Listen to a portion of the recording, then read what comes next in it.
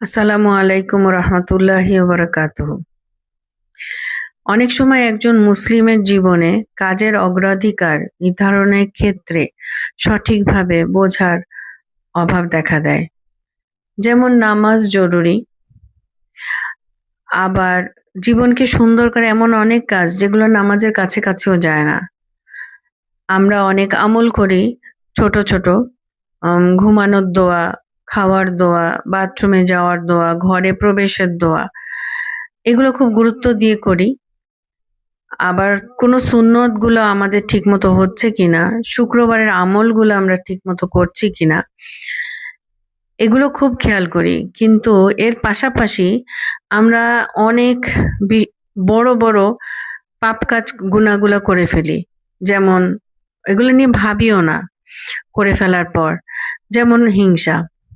আল্লাহ বলেন, যদি তোমরা নিষিদ্ধ বড় বড় গুনাহগুলো দূরে থাকতে পারো তাহলে ছোট ছোট পাপগুলো ক্ষমা করে দেব।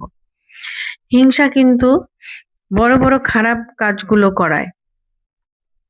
যেমন শয়তান আল্লাহর উপরে প্রথম বিদ্রোহ ঘোষণা করে, সেটাও হিংসা থেকে। কারণ আদম আলাইহিস সালামকে অনেক বেশি মূল্য দেওয়া হচ্ছিল এবং সে তো মাটির তৈরি ছিল।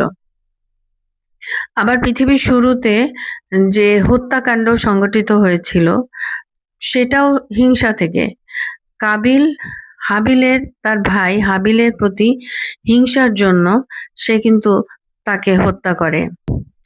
সাধারণত কেউ অন্যকে ক্ষতি করলে বোঝা যায় সে ক্ষতিগ্রস্ত হয়েছে কিনা, কিন্তু হিংসার ক্ষেত্রে হিংসুক নিজেই নিজের ক্ষতি করছে। এই জন্য আমরা সূরা ফালাকে হিংসার থেকে বাঁচার জন্য আল্লাহর কাছে সাহায্য চাই। যে মানুষটা জীবনে উন্নতি করে তার নিজের রিজিক থেকেই বরাদ্দ থাকে, অন্যের অংশ থেকে তাকে দেয়া হয় না। আর খেয়াল করতে হবে যে সবার নিয়ামত আলাদা, সবার চাওয়া আলাদা, সবার জীবন কাহিনীও আলাদা। আমি যদি হিংসুক হই, আমি আপনাকে নকল করব কিন্তু অস্বীকার করব।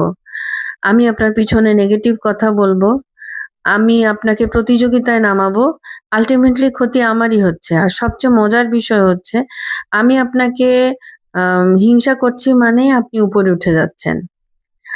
আল্লাহ যে ফয়সালা করছে আপনার জন্য অথবা বন্টনগুলো করছে, নিয়ামতগুলো দিচ্ছে, এটা আমি অস্বীকার করছি, আমি মানতেই পারছি না। আমি চাচ্ছি যে আপনার পতন হোক।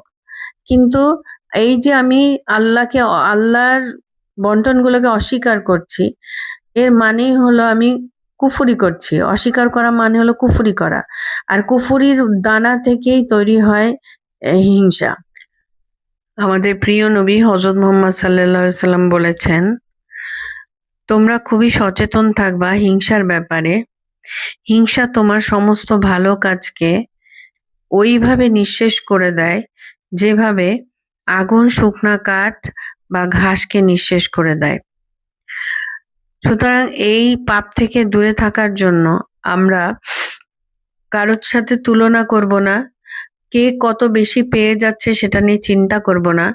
আর যে মানুষটাকে দেখে অস্বস্তি ফিল হয় সেই মানুষটার জন্য আমরা তার ভালোর জন্য বেশি বেশি করে দোয়া করব। আল্লাহর সাথে আমাদের আচরণ হবে ভুল স্বীকার করা আর এই পাপ কাজ থেকে বের হওয়ার জন্য দোয়া চাওয়া। আল্লাহ যেন আমাদের মন থেকে এই হিংসা দূর করে দিক আর সত্যিকারের কৃতজ্ঞ বান্দা বানিয়ে দিক।